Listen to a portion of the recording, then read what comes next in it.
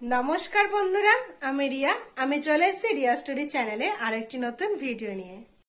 आज के शनिवार समय एखन घड़िर काटाय बिकेल 4:15 एक जगह जाওয়ার আছে আজকে তার জন্যই আমি রেডি হয়ে নিয়েছি। তারপরে আমি আর দিদুন বেরিয়ে পড়লাম। দাঁড়াও কোথায় যাচ্ছি সেটাই তো তোমাদের বলা হয়নি। আজকে আমার মেজো মামার লজে অঞ্জলি জুয়েলার্সে নিবেদিত বৎসবরণ অনুষ্ঠানে আমাদের নিমন্ত্রণ জানিয়েছে।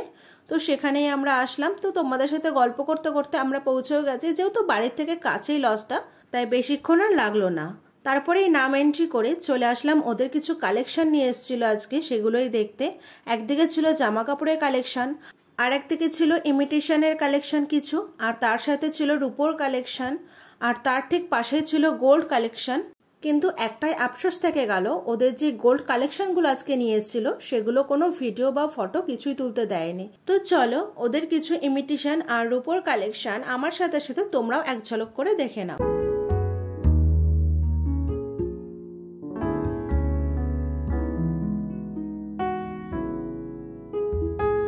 ওদের ইমিটেশন আর রূপোর কালেকশনগুলো দেখলে কত সুন্দর, তাই না বলো?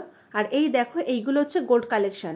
আমি যেই না ভিডিও করতে শুরু করেছি অমনি ওরা বললো যে না, কোনো ভিডিও বা ফটো তোলা যাবে না।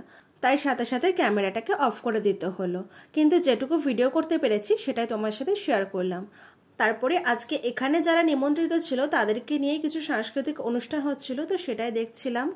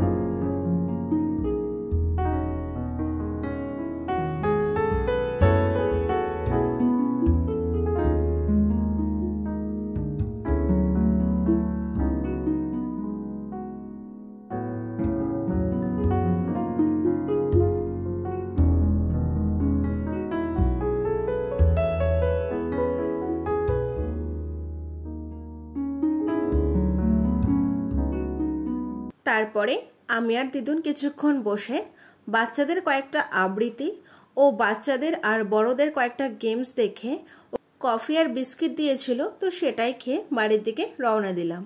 আর ওই যে ঢোকার মুখে তখন নাম এন্ট্রি করলাম না, তখন এই ব্যাগটা হাতে দিয়েছিল।